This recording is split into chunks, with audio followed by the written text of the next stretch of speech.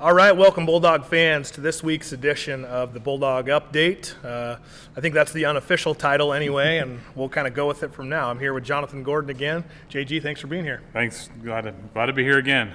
Well, we got a quick recap and then a little bit of a schedule this week. We're a little bit slower this week, JG, than we have been in weeks past. But we had a busy week last week for sure. We did, absolutely. Good wins on the volleyball court and football gridiron, of course, down in Grandview, and then of course cross country at home. Picked up wins on both boys and girls in their first taste of competition with the CWAC this year in a preview meet at Rotary Park, and so we'll kind of talk about those and season continuing obviously for girls soccer, and they had 3 games last week, so that's a real busy week for them for sure. And so let's start with cross country. Cross country hosted the CWAC preview last week, where all CWAC schools come into Ellensburg or whoever's hosting the event that week. And not only do they race, but they get fed and they do some different team activities. Last year it was a guest speaker. This year Coach Hashimoto wanted to pivot a little bit, and we went into some small group sportsmanship stuff. So not only was that an outstanding race for our kids, but it was also a great experience, I think, for our cross-country runners across the CWAC. Absolutely, and we had the opportunity to host it this year. That kind of served as our only home meet of the year, and so, but especially for our kids, they'd already done the relays there, I think 10 days before, and then to be able to host this CWAC preview meet on our own course. Obviously, some very favorable results, but you mentioned those behind-the-scenes sorts of things that you don't always hear about. We had our cross-country runners who finished at the top of the pack in the race, led by Emma Beachy for the girls and Mystic Hammond for the boys. Who Mystic finished second, and Emma was right up there in the top 5 as well to finish our race. Right, and one good thing about us having that meet at home, and obviously we had a lot of top 9, top 15 finishers on both sides.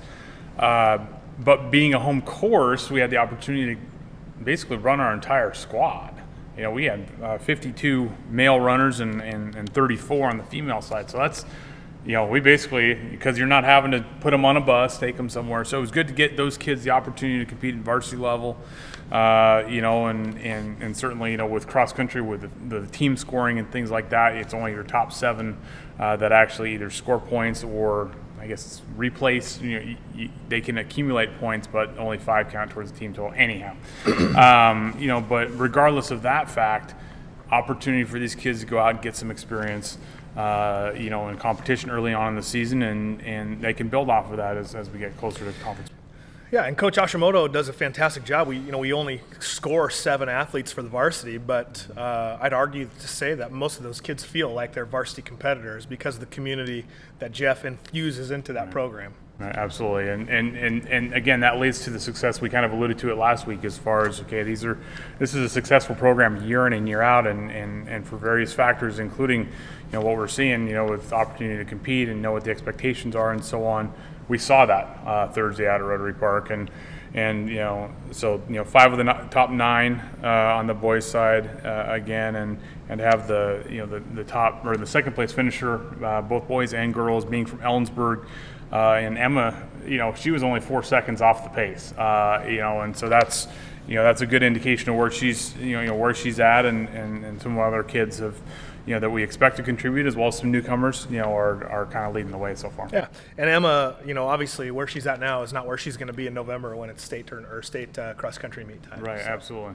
Well, our swimmers didn't compete last week, but they got a couple events this week on Wednesday and Saturday. Yep, they head to Prosser again. We talked about it last week. They're going to mostly see the same teams again: East Valley, Grandview, Selah, Prosser. But they also get to see the Pullman Greyhounds, and Pullman hosts the regional meet year in and year out over there at WSU, and so the opportunity to see some new faces, some new swimmers, to compete against this week will be, that'll be a good test for them. Because they are a perennially strong program. Absolutely, traditionally a very strong swim program. Soccer, as Jonathan alluded to, had 3 games this last week. Tough losses to Kashmir, Grandview, and Selah. We're battling that injury bug right now. A lot of our kids are out, and we got the illnesses that are happening and stuff. It's just it's been a little bit of a rough go for the soccer athletes. Yeah, and the thing is, they're facing tough competition day in and day out. Kashmir right now, I think they're 11th in the 1A RPI. They're 5-0-2. Okay, Grandview, whom we faced on Thursday, that ended up being a road game due to some transportation issues. We'll end up getting them at our place in October. That one 4-0 game. And then turn around and go to Sela on Saturday, and Sela's always top of the pack in the CWAC. So, it's getting through those injury bugs like you mentioned, and also finding the net. Obviously that's a key thing, but also defensively we had some people step into some new roles and things like that this year. So hopefully they'll turn for the best as we get towards the second half of the conference season. They've only got they've got 2 games this week. Othello at home on Tuesday. They are top 10, or they're number 10 in the RPI this week. And then they'll go to Ephrata on Thursday. Ephrata's had a strong start for them, at least compared to where they were last year. But we've gotten into conference play, and they've taken some losses. So it'll be real interesting to see how things shake out this week. Hopefully, get a win or 2 under our belts. That'd be a real confidence boost, I think, for our girls. Absolutely. Volleyball with a couple of games last week against East Valley and Grandview, and swept those 3 sets for each one of those opponents. Yeah, cruised to pretty easy victories against those squads. I think saw 25-2 in the second set against Grandview. You don't see that too often, even in the rally scoring. And so, but their 2 best offensive performances of the year were last week. Coach Stickle, indicated they hit 365 against East Valley on Tuesday, and then they turned around and hit 477 against Grandview. And so obviously things were clicking offensively. They'll go on the road tomorrow, Tuesday, to face Prosser, and that's their only contest this week. They do have the bye or the open date here later this week before resuming stuff next week. I think they'll have Sela and Ephrata both next week, so that'll be a big challenge for the Bulldogs. Coming up next week, but this week just a single match, so it'll give them the opportunity if they've got any injuries, things like that, maybe able to rest a little bit. And tinker a little bit too. I know that Coach has played a lot of different faces in that set. We got 12 kids playing varsity this year, and so trying to figure out who fits best in which situations, I think, has been a critical piece of these last couple of weeks as well, with our non-league and then the start of our conference play. Absolutely. Football Friday night went down to Grandview and came away with a 38-0 victory. I think going down there is always fun. It's a beautiful facility. It was their homecoming night, and the weather was gorgeous. And, I think the Bulldogs came out feeling pretty good. They did. And again, referencing back to our previous conversation last week, with where Grandview was at coming into that game, and then where we were coming off of a big win against Sela. Kind of indicate, okay, hey, if we get 3 touchdowns, we're going to be in good shape. Well, we end up getting 5 touchdowns, a field goal, and all 5 of our PATs, from John Nelson, and so we basically did what we were, what we knew we could do offensively, and then defensively to pitch another shutout. That's a pretty incredible feat, and we haven't given up a touch, any points, never mind a touchdown over the last 6 quarters, even dating back to the Davis game. So. That's a good, some good momentum to build off of, and we've got Prosser coming to our place this week, and that's a favorable. We actually have back-to-back home games coming up with Prosser and then 4A Wenatchee next week, but that's the kind of momentum that we need, especially building off of that close loss against Zilla in week 1. Davis, we kind of felt behind early, but then found our way in the second half, and so if we can keep that momentum going. We should be in good shape, and Prosser, Ellensburg, of course, in years past has been a dominant force in football. We've had some years where we haven't quite, been to the Ellensburg standard, if you will. But, and Prosser's the same way. Prosser missed the playoffs last year, even though they had a pretty formidable season. I think 7-3, 8-3 is what they finished, but, didn't quite make it. Their games this year have been close. Yep. They knocked off Sunnyside week 1 in overtime.